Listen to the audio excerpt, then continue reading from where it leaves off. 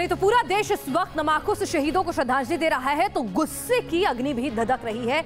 इस वक्त देवरिया पहुंचा है शहीद प्रेम सागर का शव, और आपको बता दें किस तरह से वहां पर जन सैलाब उमड़ गया है अपने शहीद को अंतिम विदाई देने के लिए। तस्वीरें आप देख रहे हैं। हिंदुस्तान का हर नौजवान इस वक्त सड़कों पर उतर आया है देवरिया की, और किस तरह से वो शहीद को अंतिम श्रद्धांजलि दे रहे हैं। लोगों में गुस्सा है, उनकी आंखों में अंगारे धधक रहे हैं कि क्यों हमारे शहीदों के साथ बदसलूकी हुई है। देवरिया में पैतृक गांव पहुंचा है और अंतिम दर्शन के लिए किस तरह से भीड़ उमड़ी है। वहीं शहीद प्रेम सागर के परिवार ने कह दिया है कि शत विक्षत शरीर नहीं लेंगे, उन्हें पूरा शरीर चाहिए। आप सोच के देखिए, रूह कांप जाती है उस परिवार पर क्या बीतती होगी कि पहले तो अपने पिता, भाई, पुत्र, लाडले को आप शहादत उसकी होती है, और उसके बाद उसका पूरा शरीर भी, उसकी शव को भी आप जी भर के नहीं देख सकते हैं। ऐसी हालत में उसका शव पहुंचता है। वाकई में हृदय विदारक की पूरी घटना होती है। आगे बढ़ते हैं, शहीद को हमारी भी श्रद्धांजलि। चीन के घात की कहानी की बात करते हैं। सीपीईसी के बहाने चीन किस तरह कश्मीर में दखल का प्लान बना रहा है, यह अब खुलकर सामने आ चुका है। चीन के अखबार ग्लोबल टाइम्स में चीन को मध्यस्थ की भूमिका अपनाने की सलाह दी गई है, जिससे साफ हो जाता है कि अब तक पाकिस्तान के साथ हर वक्त खड़ा रहने वाला चीन अब खुलकर कश्मीर पर भी अपनी चालें चलेगा। और सवाल यही है कि पाकिस्तान जो इतना यहां पर आक्रामक तेवर अपनाए हुए है, कहीं उसके पीछे चीन की चालबाजियां तो नहीं। पहले आतंक पर पाकिस्तान की पैरोकारी और अब कश्मीर मुद्दे में दखल की तैयारी। चीन हो गया है बेनकाब। सामने आ गया है सीपीईसी का असल मकसद। जिस कश्मीर को शिमला समझौते में पाकिस्तान ने द्विपक्षीय मसला माना, जिस कश्मीर में अब तक दुनिया के किसी भी मुल्क ने दखल नहीं दिया, वहां अब चीन कर सकता है चालबाजी। सीपीईसी में निवेश तो बस बहाना है, असल में चीन देना चाहता है हिंदुस्तान में दखल, और इसका ऐलान खुद चीन का सरकारी अखबार ग्लोबल टाइम्स कर रहा है। अखबार की एक रिपोर्ट में कहा गया है, चीन वन बेल्ट वन रोड में भारी निवेश कर रहा है। इसके अलावा अब वो इस क्षेत्र में आने वाले मुद्दों को सुलझाने की कोशिश करेगा। इसमें कश्मीर मुद्दा भी शामिल है। हमारे जो बायलैटरल इश्यूज हैं, जैसे कश्मीर की जो समस्या है, वो एक द्विपक्षीय समस्या है जो भारत और पाकिस्तान के बीच में ही बातचीत से ही रिजॉल्व हो सकती है।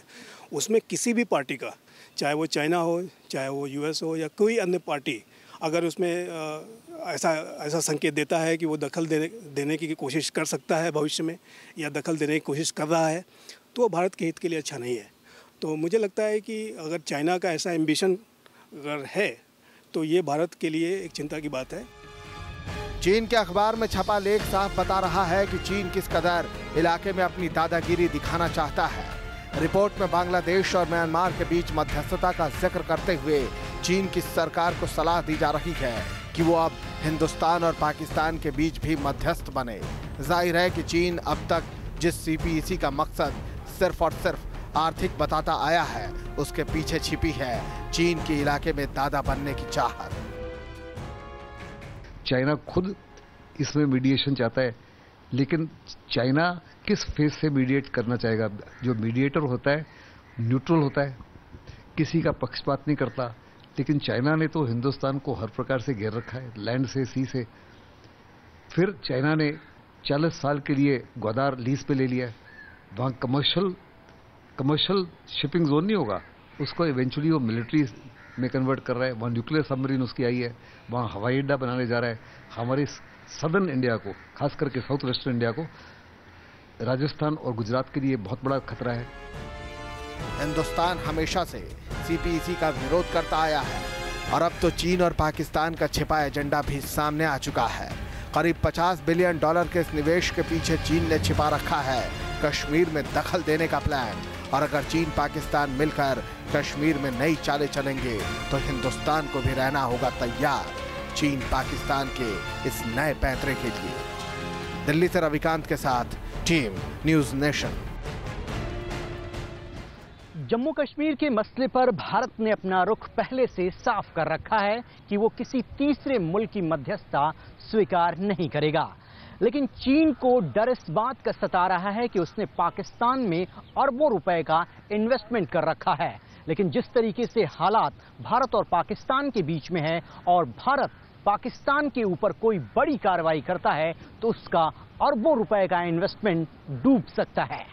वीडियो जर्नलिस्ट सुभाष चंद के साथ रविकांत राय, न्यूज नेशन, दिल्ली। चलिए, और अब किस तरह से हिंदुस्तान बदले की बात कर रहा है, सरकार से चाहता है कि शहादत का बदला लिया जाए। एक बानगी तो बदले की देखी जब हमारी सेना ने पाकिस्तान के वो दोनों बंकर जिन्होंने कवर फायर दी थी इस कायराना हरकत के लिए, उन्हें नेस्तनाबूद कर दिया और 7 फौजियों को मार गिराया। लेकिन अभी भी बदले की आग धधक रही है। हिंदुस्तान गुस्से में। पाकिस्तान ने भारत के 2 जवानों के शवों के साथ बर्बरता की और उनकी शहादत का अपमान किया है। शहीदों के परिवारों से लेकर पूरा देश पाकिस्तान की इस करतूत से बेहद गुस्से में है और लगातार हर रोड से एक ही आवाज आ रही है कि कड़ी कार्रवाई हो, बदला हो।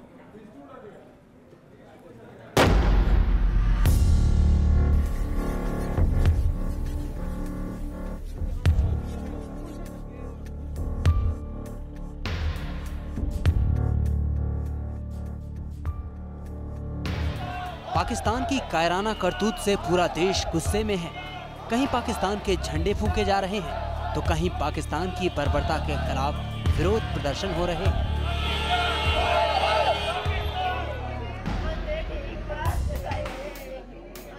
उन शहीद परिवार वालों का गुस्सा भी 7वें आसमान पर है जिन जवानों के शव के साथ पाक ने बर्बरता की। देश के उन 2 शहीदों को आज नम आंखों से विदाई दी गई, लेकिन नम आंखों में बदले के अंगारे भी दहक रहे हैं।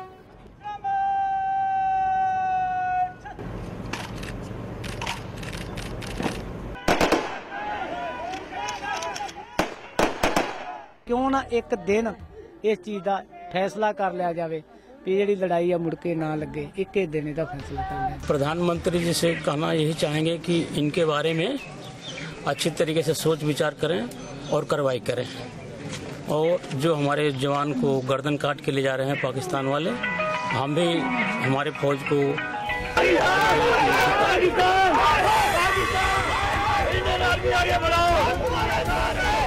पुंछ में शहीद जवानों को जब विदाई दी जा रही थी तब शहादत को सलाम देने उनके साथी ही नहीं बल्कि बड़ी संख्या में स्थानीय लोग भी आए। एक तरफ भारतीय जवानों की शहादत का गम था तो वहीं शहीदों के शव के साथ बर्बरता का गुस्सा भी था।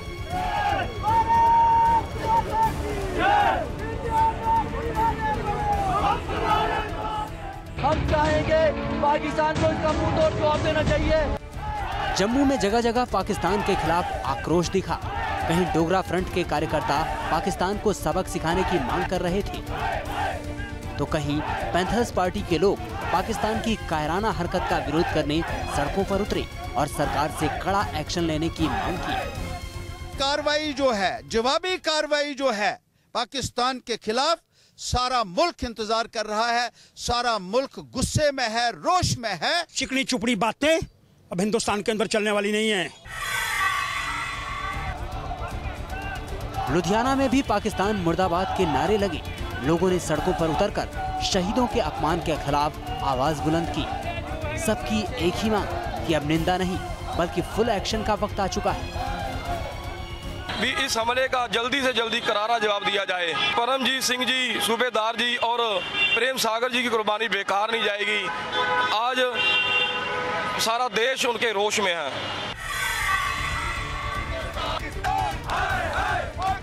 पाकिस्तान के खिलाफ विरोध की आग अलीगढ़ में भी देखने को मिली। यहाँ बजरंग दल के कार्यकर्ताओं ने सड़क पर उतरकर पाकिस्तान के झंडे जलाए और शहीदों की बर्बरता का बदला लेने का संकल्प दोहराया। हमारी सेना के जवान पत्थर नहीं खाएंगे, गोली चलाएं, उनके साथ ये दुर्व्यवहार किसी भी हालत में हम सहन नहीं करेंगे। पटना में भी लोग सड़कों पर उतरे, पाकिस्तान के खिलाफ जमकर नारेबाजी की, पाकिस्तान के झंडे जलाए और सरकार से 2 सिर के बदले 200 सिर की मांग की। पाकिस्तान की बोली से जरूरत नहीं, उसको हर एक व्यक्ति को गोली की जरूरत है। नरेंद्र मोदी प्रधानमंत्री से मेरा यह लगातार आग्रह है। हम लोग चाहते हैं कि जैसे सर्जिकल स्ट्राइक हुआ था उससे पूरा दम हकीकत पूरा सर्जिकल स्ट्राइक, सारा नौजवान साथ है हम लोग। शहीदों के शवों के साथ पाकिस्तान ने जिस तरह का अपमानजनक बर्ताव किया उससे पूरा देश गुस्से में उबल रहा है। यही वजह है कि इस बार हिंदुस्तान के कोने कोने से पाकिस्तान को माकूल जवाब देने की बुलंद आवाज सुनाई दे रही है। Team news nation. और अब बात बुलंदशहर में जघन्य अपराध की, जहां एक शख्स की पीट कर हत्या कर दी गई, जिसके बाद पूरे इलाके में तनाव का माहौल है।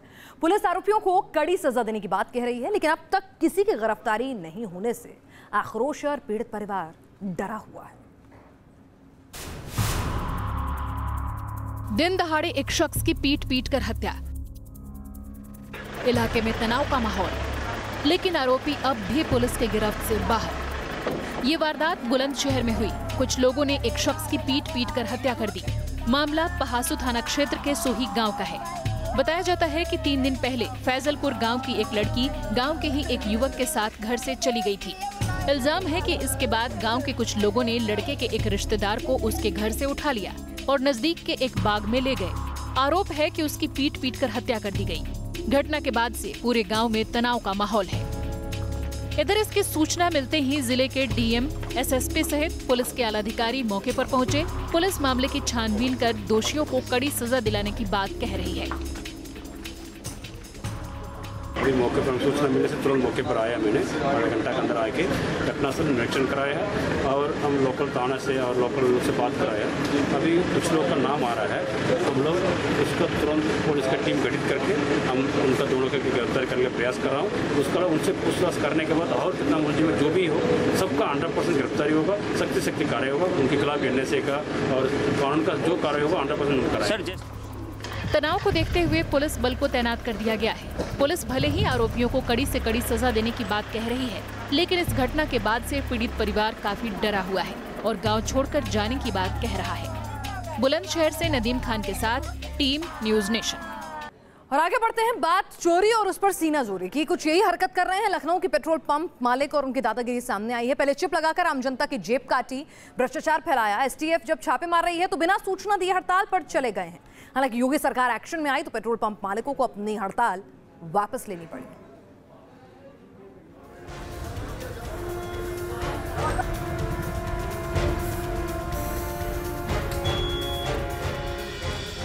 पहले चिप लगाकर जनता की जेब पर डाका,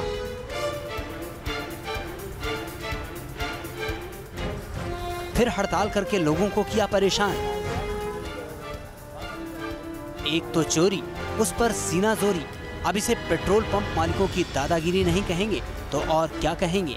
यूपी में एसटीएफ के छापों से नाराज लखनऊ के पेट्रोल पंप मालिकों ने सोमवार रात करीब 9:30 बजे बिना किसी सूचना के हड़ताल का ऐलान कर दिया और पेट्रोल पंप पर ताले जड़ दिए। हड़ताल की जानकारी न सरकार को थी और न ही आम लोगों को, जिसकी वजह से सुबह होते होते पेट्रोल पंप के आगे गाड़ियों की लंबी कतार लगने लगी। लेकिन पेट्रोल और डीजल नहीं मिलने के कारण लोग परेशान होते रहे। जैसे जैसे दिन चढ़ता गया, लोगों की परेशानी भी बढ़ती गई। सर, पहले बात तो जैसे ही सुना कि आज स्ट्राइक है, सबके अंदर एक डर बैठ गया कि गाड़ी अपनी कहाँ बंद हो जाएगी। और दूसरी बात, ये स्ट्राइक गलत भी है। अगर हम लोग टंकी भी फुल करा लेंगे तो 2 से 3 दिन ही चलेगी। तो दैट्स वाई अगर इस तरह से हड़ताल रहेगी तो दिक्कत तो होगी पब्लिक को। लेकिन पेट्रोल पंप मालिकों की दादागिरी ज्यादा देर नहीं चली। योगी सरकार की सख्ती से उनके होश उड़ गए। योगी सरकार को जैसे ही लोगों की परेशानी की जानकारी मिली, वो हरकत में आ गई और पेट्रोल पंप मालिकों से बात की गई। सरकार ने साफ और बेहद तल्ख शब्दों में कहा कि अगर हड़ताल जल्द वापस नहीं ली गई तो पेट्रोल पंप मालिकों के खिलाफ कार्रवाई की जाएगी।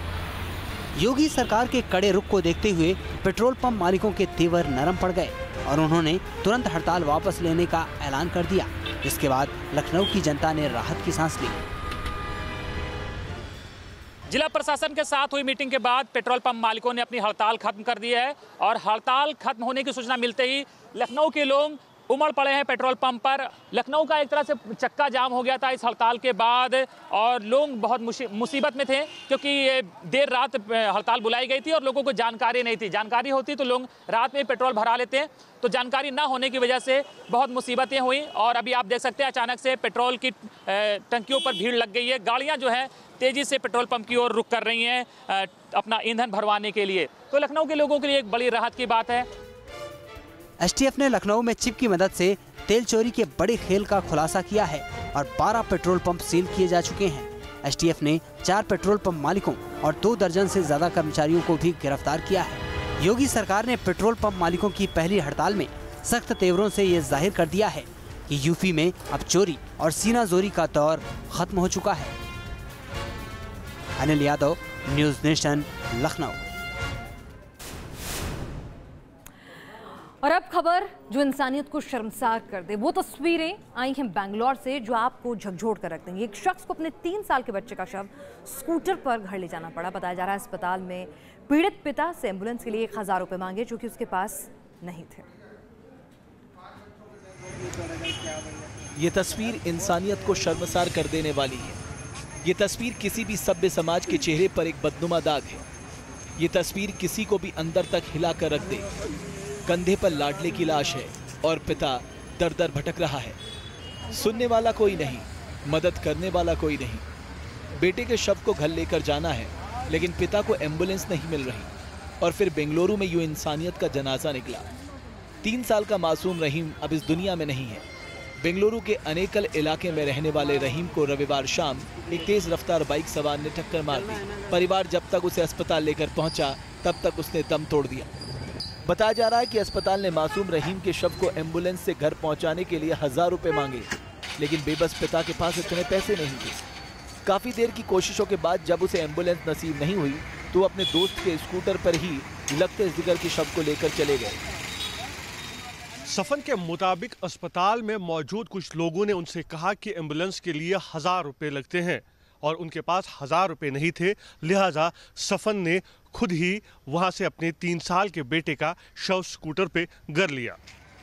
उधर एक्सीडेंट की खबर मिलते ही पुलिस अस्पताल पहुंची, लेकिन तब तक सफन अपने बेटे के शव को लेकर घर जा चुके थे, जिसके बाद पुलिस अगले दिन पीड़ित परिवार के घर पहुंची और शव को पोस्टमार्टम के लिए भेजा। मामले के सामने आने के बाद अब जिला प्रशासन हरकत में आ गई है और इस मामले की जांच के आदेश दिए हैं। वीडियो जर्नलिस्ट मधु के साथ यासर मुश्ताक, न्यूज़ नेशन, बेंगलुरु। और दिल्ली में एम्स को ट्रॉमा सेंटर से जोड़ने वाली सुरंग तैयार हो गई है। उम्मीद की जा रही है कि 40 करोड़ की लागत से बनी सुरंग रोगियों को कम वक्त में पहुंचाने के लिए एक लाइफ लाइन सुरंग साबित होगी।